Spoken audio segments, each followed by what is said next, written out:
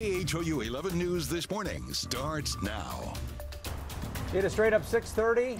Are you dreading getting into the car for that long morning drive to work? Well, today we're talking about a way maybe to keep you moving a little more smoothly on Houston freeways.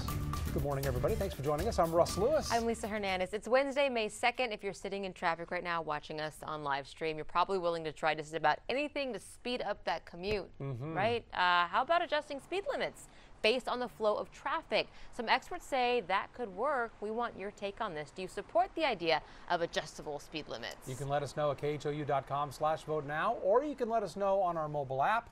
While you do that, let's send it over to the guy who knows all about the roads and just how bad they get. Here's Darby. I'm for adjusting the speed limits as long as you adjust them to make them faster. I never think we're going fast enough, ever. All right, let's get you out the door. We finally did clear up a stalled 18-wheeler. It was on the East Loop southbound, right on the ship channel, blocking the right climbing lane and a right main lane. So all lanes have been reopened. That's the good news. Oh, take a look at our Houston TransStar shot.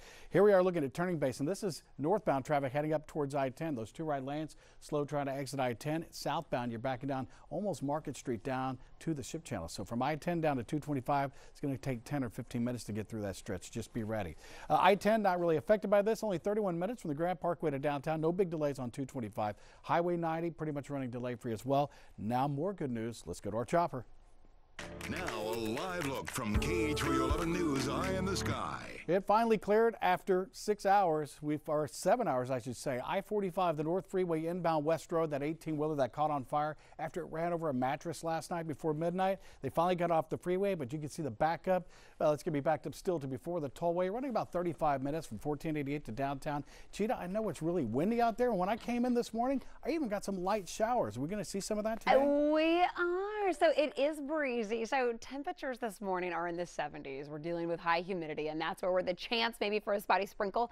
He had a little bit of a mist driving in this morning, and we're going to see these steady southeast winds. So hold on to the steering wheel this morning and this afternoon. Winds this afternoon could be gusting up to about 25 miles per hour. So 70s out the door, 82 by your lunchtime hour, and then high temperatures today go to 86. So it is warm, it is muggy. I am expecting a few little breaks in the clouds. So we're not talking about steady rain until late Friday evening into Saturday. What I'm tracking for you, warm and humid this week. Weekend rain chances arrive, especially first portion of the day on Saturday. And then next week, get ready for the real heat. Details on that coming up next. I'll send it back to you. Okay, Cheetah, thank you very much. New this morning, crews in West Texas working to control wildfires that are threatening homes, and soon they'll be getting help from some Houston area firefighters. We spoke to some of them earlier this morning before they headed out for West Texas, and Michelle Choi is here now to talk about their mission out there. Sounds pretty serious, Michelle. Yeah, that's right, guys. You know, these crews met at the Buc-ee's in Katy early this morning around 5 a.m. So as you can imagine, they've got quite a drive ahead of them. But in total, around 70 firefighters from across the state are headed to West Texas right now to help the West Texas fire crews. And that's because there have been several fires out in that area just this year alone. The biggest problem is this fire near Fort Davis and Alpine. You can see tankers dropping water and fire retardant on the flames last night. Sadly, the fire has already forced several people to leave their homes.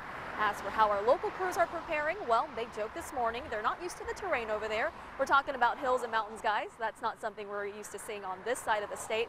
But Webster's Fire Chief Patrick Shipp told us that no matter the conditions, their mission is still the same. This system that we have in Texas is neighbors helping neighbors. It's when the fire department in North Texas or in West Texas needs some help, the guys in South Texas all load up and go. And other crews are also headed to West Texas, including Porter, Needham, Caney Creek, and Willis. They also told us this morning that whenever they get a call like this for help, they respond without hesitation. Guys? And we're thankful they do. Hopefully they can be some help out there. Thank you, Michelle, very much. It is 6:34, time for your morning rush now. And we start with a disturbing discovery. Some kids who were playing outside along Hunting Bayou in Galena Park last night found a car in the brush, and there was a dead man inside that vehicle. We don't know how long he had been there. Not much on this coming from police this morning, but they are treating the death, they say, as a homicide. A Houston mother accused of abandoning her two children in the apartment where she was getting evicted. Police say that Carrie Green's children, a 2-year-old and a 10-month-old, again left in that apartment, were dirty, they were malnourished. This morning, we're happy to tell you they're both safe and they are together in a foster home. Federal investigators say the driver of this bus was unresponsive just seconds before it crashed. It was carrying the Channelview High School band.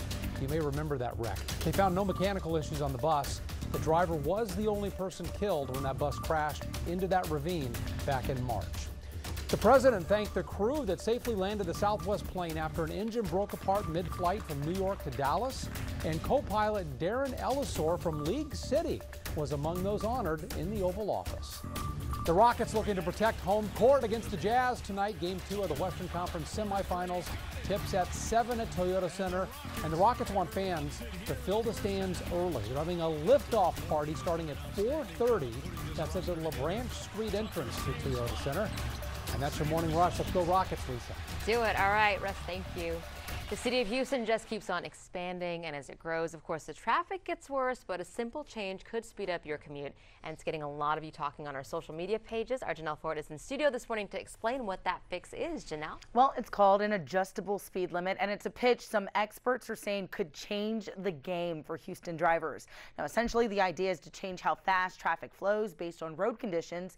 And this morning, we're asking for your take. Do you support an adjustable speed limit if it would help traffic? You can vote at KHOU.com/vote or on our mobile app. At the bottom of the screen, you can already see that so far people are willing to take that chance and see if it'll work. There may be a fix for the headache that is Houston traffic jams. The solution involves making speed limits fluid. Here's how it works. Variable speed limits can be adjusted up or down depending on what's happening on the roads. Under perfect driving conditions, the speed limit could be 60 to 70 miles per hour. But let's say there's bad weather, a wreck, or construction. Then the speeds are changed depending on those factors. It makes how the drivers behave more uniform, so you have less erratic maneuvers and less likelihood of somebody darting into another lane or slamming on the brakes and creating an incident. Drivers would be alerted of the changes in speed on electric signs. The system is already being used in cities like Seattle and Washington, D.C. Agencies that use it say it's been successful in making commutes smoother. But on Facebook, not everyone is convinced the change will actually work here. Mary Jo posted, it won't help because there will still be pokey butts chatting or texting on their cell phones and others who will run you over if you're in their way.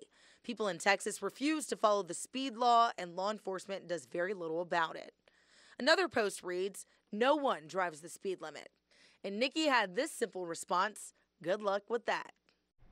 Now, of course, there's been mixed reactions about the possible move. As you saw on Facebook, people not so much about it.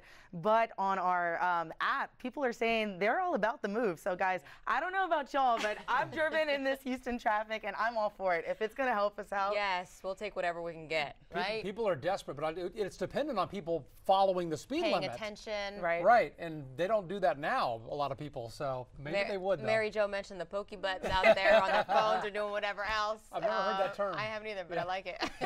Thank you, Janelle. Let's check in with Darby right now for a check of traffic. Yes. Yeah, I need to get that app, Pokey Butts. I mean, isn't that kind of like what the kids do?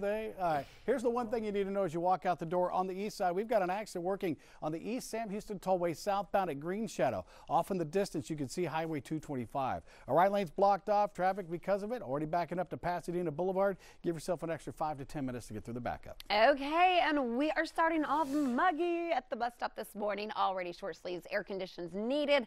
Throughout the day today, we stay mostly dry. About a 20% chance of maybe a stray shower similar to yesterday. Fast forward to the weekend. The one thing you really need to know, rain is expected Friday into Saturday, and I'm going to walk you hour by hour and detail this out coming up next, guys. Fair to say that just about every time Kanye West opens his mouth and says something, he starts some kind of debate, right? People going back and forth. Especially this time because he's been talking lately about slavery. Doug Deloney is here with those details. Doug, he made the remarks on TMZ, and a lot of people are just appalled at what he said. Yeah, you know you've done it. When the entertainment section of the Washington Post has a headline about you, Kanye West calls slavery a choice. TMZ's Van Lathan gave a forceful and thoughtful rebuke. That's the headline on their website. During a TMZ interview, Kanye talked about slavery. The part people really did not like, he said slavery, quote, sounded like a choice, to which TMZ reporter Van Lathan replied, I think what you're doing right now is actually the absence of thought. Check it out. You're entitled to your opinion. You're entitled to believe whatever you want. But there is fact and real world, real life consequence behind everything that you just said. And while you are making music and being an artist and living the life that you've earned by being a genius, the rest of us in society have to deal with these threats to our lives. We have to deal with the marginalization that has come from the 400 years of slavery that you said for our people was a choice. Frankly, I'm disappointed, I'm appalled, and brother, I am unbelievably hurt. Oh man, how passionate is that? Now, Kanye later tweeted, "To make myself clear, of course I know that slaves did not get shackled and put on a boat by free will. My point is, for us to have stayed in that position, even though the numbers were on our side, means that we were enslaved mentally."